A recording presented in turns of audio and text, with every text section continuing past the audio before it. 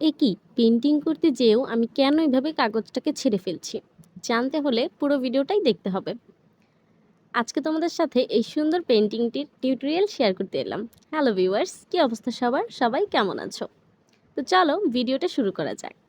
As you can see, আমি এখানে নিয়ে নিয়েছি একটা কেকের বোর্ড অ্যান্ড দুটি বাজাতেই এত সুন্দর একটা পেন্টিং। Just kidding. চলো পুরো ভিডিওটা তোমাদের সাথে শেয়ার করি। Hey and Taiba from Taiba's creative corner. আজকে তোমাদের সাথে একটা পেন্টিং ভিডিও শেয়ার করতে চলে এলাম। তো যাই হোক, এখানে আমি হচ্ছে ফেবিক্রিলের অ্যাক্রিলিক কালারগুলো ব্যবহার করেছি। এই কালারগুলো ব্যবহার করেই কেকের বোর্ডের উপর আমি এই পেন্টিংটা করেছি।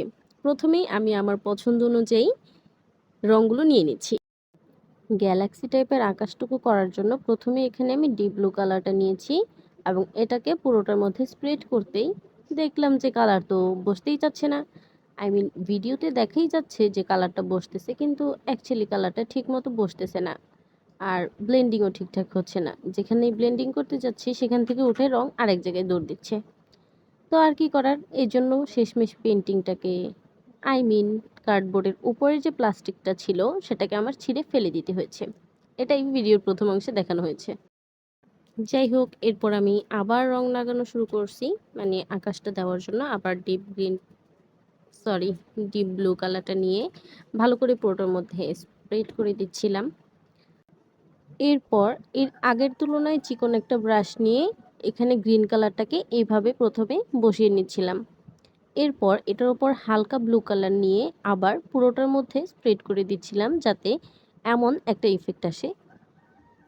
তোমরা ভিডিওটা একটু ভালো করে লক্ষ্য করলেই দেখতে পাবে।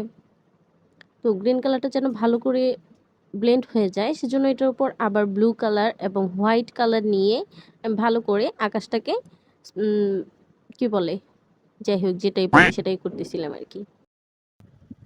এরপর নীল রংটাকে আরও একটু পাতলা করার জন্য এই বোর্ডটার উপরে রেখে নিচ্ছি। আমি অবশ্য সাধারণত এখানে এই রংটা ব্লেন্ড বা মিক্স করে নেই। না আছে আমার কোনো কালার প্যালেট, আর নাই আছে একটা ব্রাশ হোল্ডার, যার ফলস্বরূপ এই যে ব্রাশ রাখলেই গড়িয়ে যে এভাবে সম্পূর্ণ জায়গার মধ্যে কালার ভরে যায়।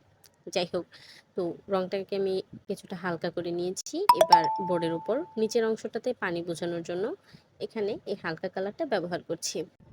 এরপর পানিটা আরেকটু রিয়েলিস্টিক বোঝানোর জন্য ফ্যান ব্রাশটা দিয়ে এখানে আমি হোয়াইট কালার ইউজ করতেছিলাম, এবং সেগুলো যেন খুব ভালো করে ভেসে না থাকে তাই উপরে আবার একটা ব্লু কালারের কোট করে দিয়েছি। তো যাই হোক, এটা করার পর আকাশ আর পানির মাঝখানে পাহাড় এঁকে দিচ্ছিলাম, শুধুমাত্র ব্ল্যাক কালার ইউজ করে। এখানে আমি পাহাড়ের মধ্যে অন্য কোনো ধরনের কোনো ডিটেলস দিব না, এবং পাহাড় দুটো এমনভাবে আঁকবো যেন একটা আরেকটার পেছনে অবস্থান করছে এমন বোঝা যায়। তো এখানে আমার পাহাড় আঁকা শেষ। এরপরে দ্বীপ বোঝানোর জন্য সাইড থেকে এরকম আরও কিছুটা অংশ ব্ল্যাক কালার দিয়ে কোট করে নিয়েছি। এর উপরে আমি আঁকবো কিছু ঝাউ গাছ। তাই প্রথম ডিটেল ব্রাশ দিয়ে এরকম ঝাউ গাছের দাগগুলো দিয়ে ফ্যান ব্রাশটা দিয়ে আমি ঝাউ গাছ করার ট্রাই করছিলাম, কিন্তু আনফর্চুনেটলি এর রেজাল্ট খুবই খারাপ হওয়াতে আমি সেটাকে তুলে ফেলছি অ্যান্ড দেন ডিটেল ব্রাশটা দিয়েই হালকা হাতে এভাবে ঝাউ গাছগুলো এঁকে নিচ্ছিলাম। যাই হোক, তো এখানে আমার ঝাউ গাছ আঁকা শেষ। এরপর হালকা হাতে আর কিছু ডিটেলস দিয়ে দিয়েছিলাম। এই তো আমার পেন্টিং করা শেষ, আর তোমরা সবাই খাও নীল চা। তো আমার পেন্টিংটা কেমন হয়েছে জানাতে ভুলবে না, এবং পুরো ভিডিওটা ধৈর্য সহকারে দেখার জন্য সবাইকে অনেক অনেক ধন্যবাদ।